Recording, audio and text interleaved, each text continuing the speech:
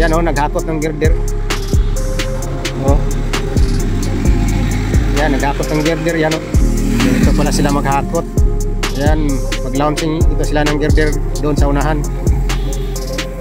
Ganyan pala yan. Oh. Yan.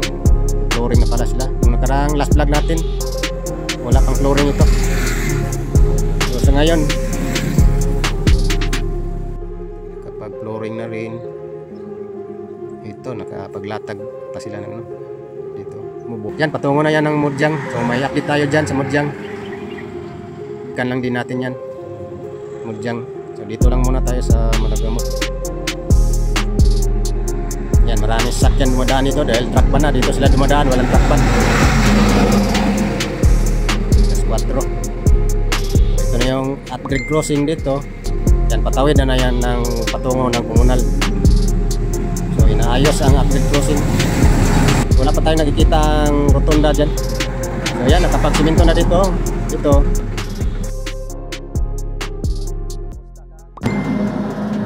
Alright, kumusta guys ang kaning project dire sa may 45.5 bypass no? Dire sa may Malagamot segment. Silipin natin guys ngayon. November na po tayo ngayon. So bumalik po tayo dito no. By the way guys, kawawa pala yung sitwasyon sa North Cebu ngayon no.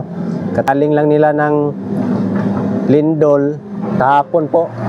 Naranasan nila ang matinding bagyo ni Tino, PS no. So pray lang po natin ng Cebu guys na makabangon po sila noon dahil nakikita po natin sa mga post sa FB, grabe po ang naranasan noon sa bagyo no. So tayo dito sa Davao po ay bliss po tayo dito sa panahon no. So sa ngayon dito tuloy po tayo dito sa ating update dito. Ayan, tuloy po tayo sa ating update dito po tayo ngayon sa may Malagamot segment. So atin na lang pong balikan itong project na ito no? Pakita ko lang sa inyo guys. Dito, ito po yung corner dito ng upgrade crossing dito sa Malagamot. Ito po yung bypass road, part ng 45.5 bypass road project. Dati dito no, sa lugar na ito, Malagamot area, bypass road. Malagamot segment po ito. So nakita natin ngayon tuloy-tuloy man po ang proyekto dito. Itong upgrade crossing kasi dito may malaking rotunda ito. And then sa ngayon wala pa tayong nakikita na forma talaga ng rotunda no. Talagang inaayos pa nila. Inuuna nila yung tulay dito. May tulay kasi dito sa ano, patungo ng Mudyang. So titingnan lang po natin ngayon guys kung ano ang makita natin na panibagong nagawa nila dito no. Patungo ng Mudyang at saka patungo po ng komunal. So dito, yan drone shot lang po natin guys. Ayan, dito na tayo sa site no, kung saan naglalagay sila ng girder dito, nagla-launching sila ng girder. So yan, sa side ng Malagamot segment no. Yan. Nandyan yung girder na ila-launching nila. Yan, ila-launching nila yan. Yung nakalagay sa mobile truck nila. Iangat yan ng gantry, tapos ang gantry na ang magpa-plaster sa girder no? Dito sa side. Yan, sa side dyan no? Dyan sa side nyan. Kulang pa ng 3 yata. Yan po yung update natin dito sa Malagamot segment 45.5 bypass road project no, from Panabo City to Sirawan, Turil. Yan doon sa may komunal.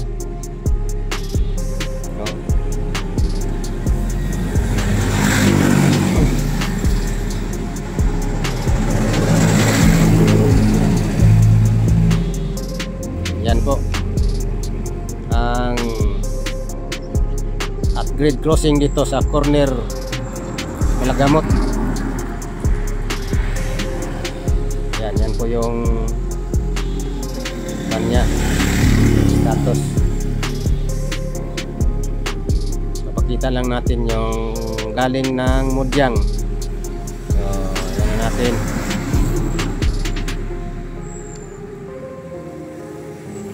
Itong pandiretso dito from Mudyang yan.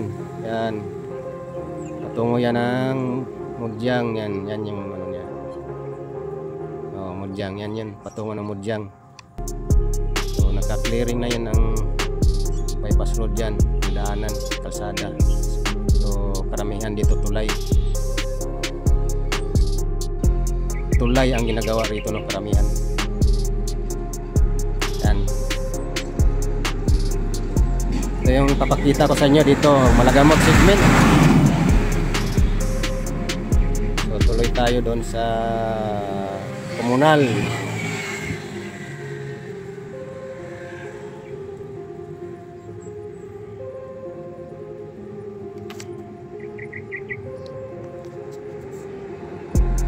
Yan, maraming sasakyan dumadaan dito dahil truck ban na. Dito sila dumadaan, walang truck ban. S4. Ito na yung upgrade crossing dito. Yan, patawid na yan ng patungo ng komunal. So inaayos ang upgrade crossing. Wala pa tayong nakikita ang rotunda dyan. So yan, nakapagsimento na dito. Ito 6 lanes to. Yan, sa kabila naka 3 lanes na sila. Yung northbound lane, and then yung southbound lane 2 lanes pa lang. So grabe oh.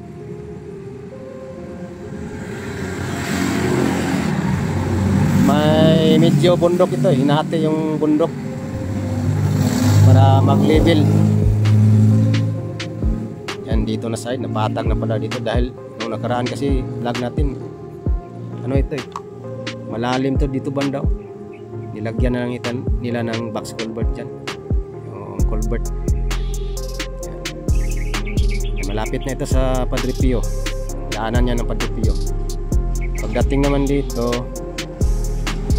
underpass ang bypass road, overpass ang barangay road, yung patungo ng Padre Pio. So dito underpass ang bypass road, yung 45.5 km bypass road, underpass yan siya. Yan, titingnan na natin patungo ng komunal. Yan, maraming dump truck. Yung dinaanan ng dump truck, hindi yan yung kalsada talaga ng bypass road. Yan yung daanan nila, dump truck.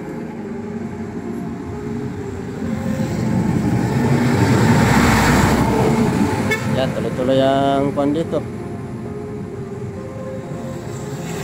Excavation. Oh, di ba? Grabe.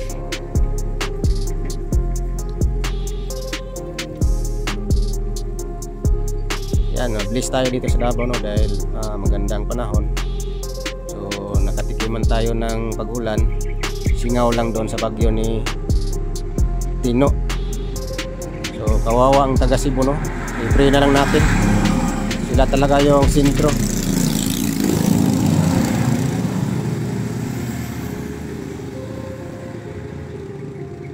So ito na yung patungo ng Kabantian, no. So dito na side, dito na part ito ng komunal. So malaki pang trabaho nila rito dahil bangin ito eh. Oh.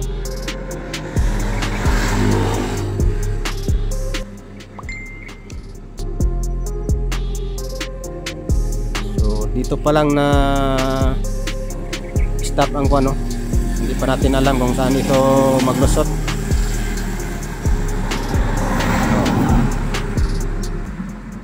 Lagay ko dito eh. Komunal.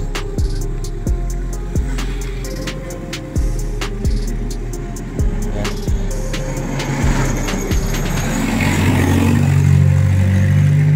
Tracking pala rito. So yan lang guys, yung ating silip dito, no.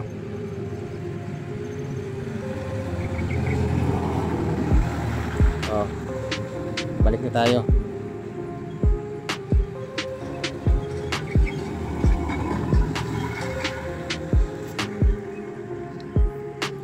So sakop na ito ng komunal. So may pag-clearing pa sila rito. So hindi pa natin alam kung ang dugtong dito, no. So nandito pa sila. So malaki pang trabaho dito sa lugar na to. So ito lang muna guys ang ipakita natin dito sa Malagamot segment.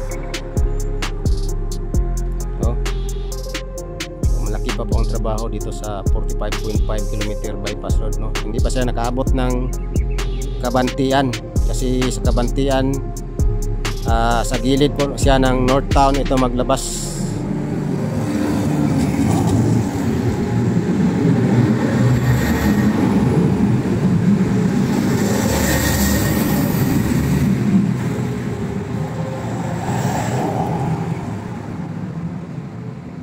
So malapit po siya sa City Mall Kabantian magdano.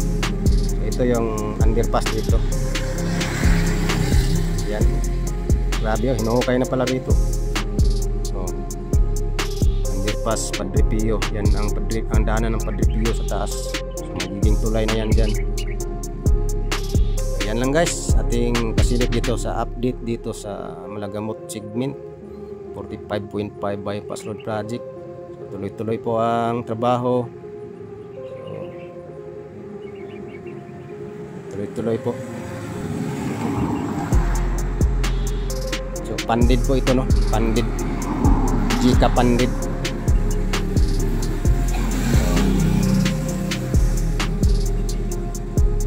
So hanggang dito lang guys yung update natin. Like and share sa ating update ngayong hapon. November 5. Thank you so much guys sa inyong patuloy sa pagsubaybay sa ating mga update dito. So nung nakaraang vlog po natin, doon po tayo sa Buhangin Bypass Road. So na share ko po yun sa inyo. Buhangin Bypass Road na hindi pa siya nadaanan, no, dahil sa road rights of way. Ngayon abangan na lang po natin kung kailan yan ma-open. Okay, like and share guys. Thank you so much. See you next update na punta. So amping ang tanan guys kay nanapoy bagyo nga mabutay, no. Super typhoon Juan ang pangalan sa bagyo.